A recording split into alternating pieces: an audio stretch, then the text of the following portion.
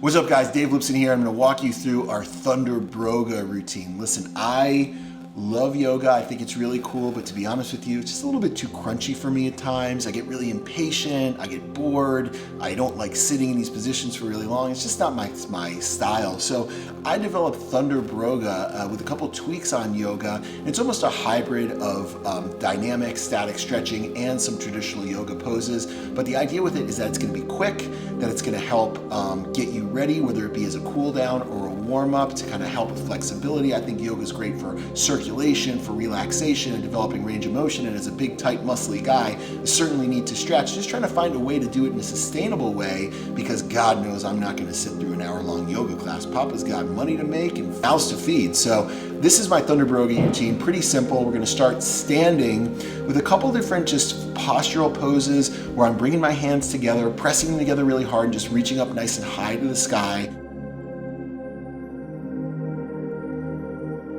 Then I'm going to start working some angles. So the first one is just some side bends. As I do this, I'm trying to keep my body like really tight and long and rigid, almost like creating the letter C. Sometimes I'll even throw in some variations where now instead of just bending to the side, I'll bend to the side and forward, which gets great muscles in the lower back like the QL, nice and loose. For somebody like me who's had back injuries, this is a really great stretch. And then work the opposite side, back to the middle.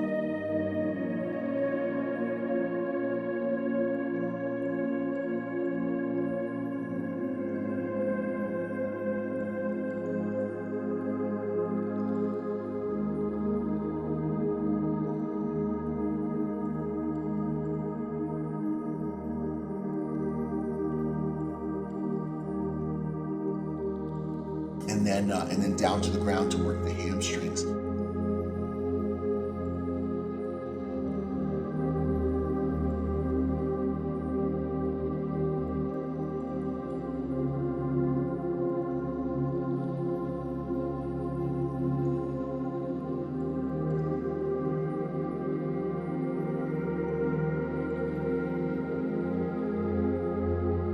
From there, we're going to work some different lunging positions. So we start in a nice deep lunge with a Samson stretch. This is really to target the hip flexor. I'm bringing my hands overhead, getting about 5 good hard reps, bending to the side as I push my hips forward, and then just holding for 10. So this is again a combination of dynamic and static stretching where there's some movements and then there are some holds.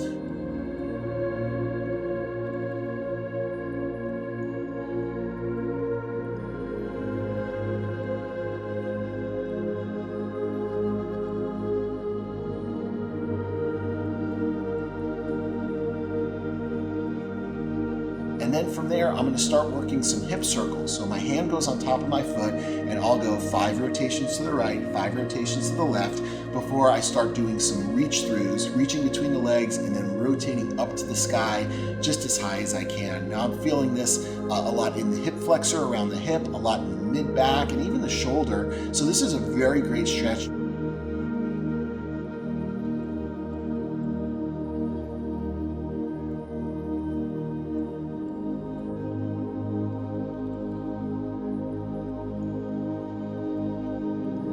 Repeat the same thing on the other side. In between, we'll throw some child's poses in just to kind of open things up in the lower back.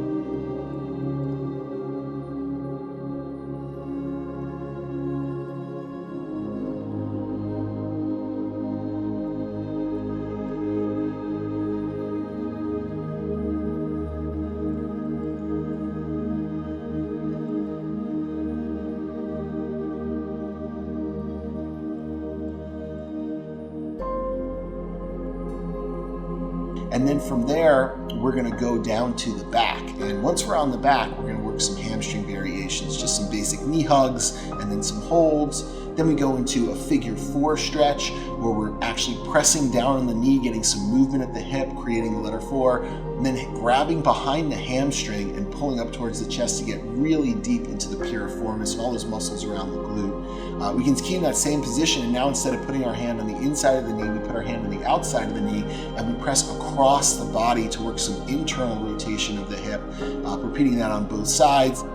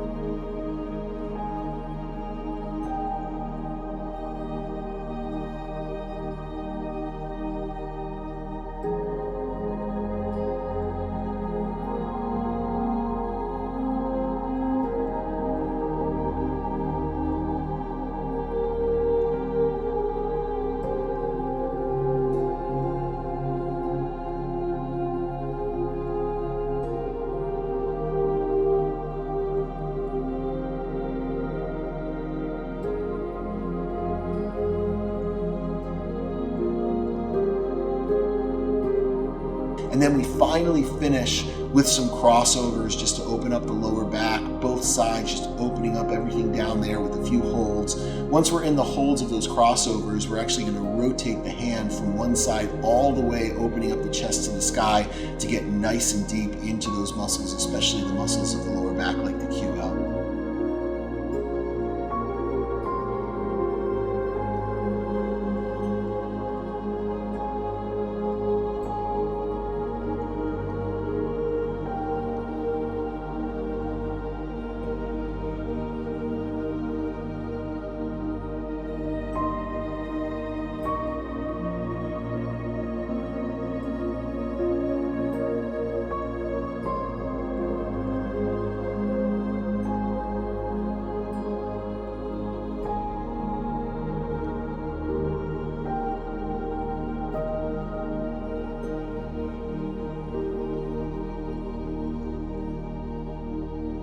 And then we're going to pop back up and go onto our bellies and start performing some press-ups. And the press-ups are great really for working end extension of the spine, where a lot of us spend so much time sitting and flexing that those extensor muscles, whether it be in the hip flexor, the lower back, or even the ligaments of the spine, can become really, really tight. So the idea here is to really press the chest up to the sky, push the hips down to the floor, sit and breathe nice and deep, as you should feel just a little bit of pressure in your lower back.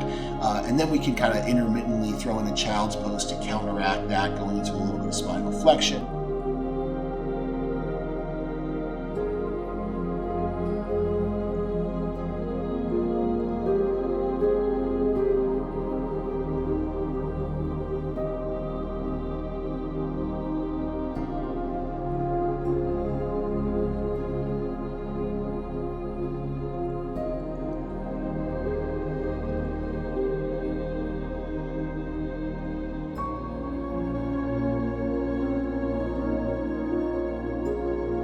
The pigeon stretch is an amazing stretch, really great for the piriformis, especially any of you guys with hip and back pain. You should definitely be doing this one, where your front leg is going to be bent on the ground at 90 degrees, and then you're going to actually just prop your chest up over your knee and work it down towards your knee for about 10 reps with a nice little hold at the end. Repeat on both legs.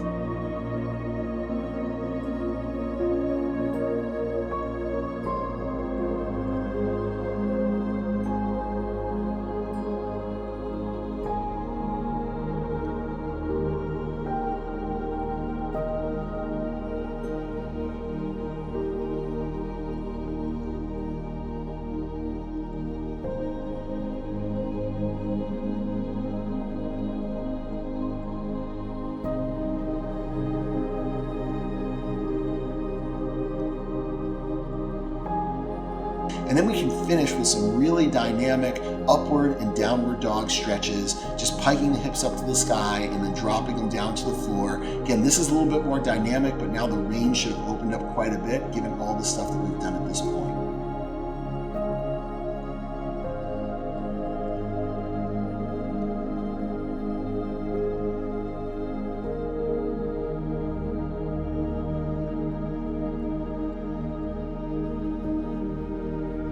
We're finally going to stand up and do a little bit of work just to finish off the shoulders, some arm swings going across the body to work the medial delt, pulling back from the elbow to work a little bit more of the rear delt, and then bring the elbow overhead to work the tricep, even working different angles, not just reaching across, but also down to get really deep into the back, even into the lat as you're doing these tricep stretches.